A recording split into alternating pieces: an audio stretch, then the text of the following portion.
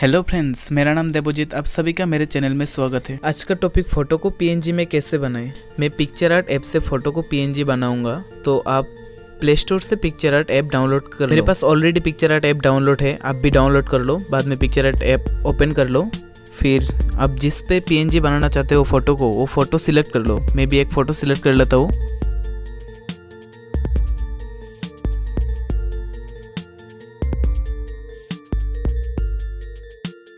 मैंने फ़ोटो को ऐड कर लिया, तुम भी फ़ोटो को ऐड कर लो। फिर कटर वाला ऑप्शन में चले जाओ। आपको जितना भी पीएनजी चाहिए फ़ोटो का, सेकंड टूल्स में आउटलाइन से आप राउंड शेप कर लो। फिर देखो मैं कैसे करता हूँ।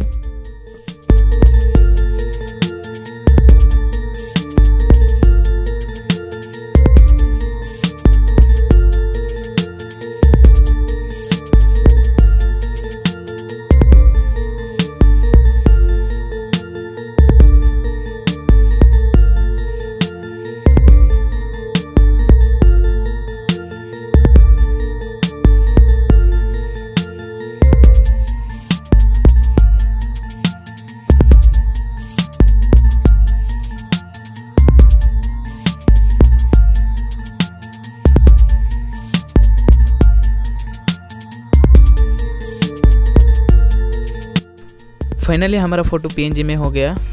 देखो, आप इजीली गैलरी में सेव कर सकते हो। सेव कर लो। तो bye bye friends, next video में मिलते हैं।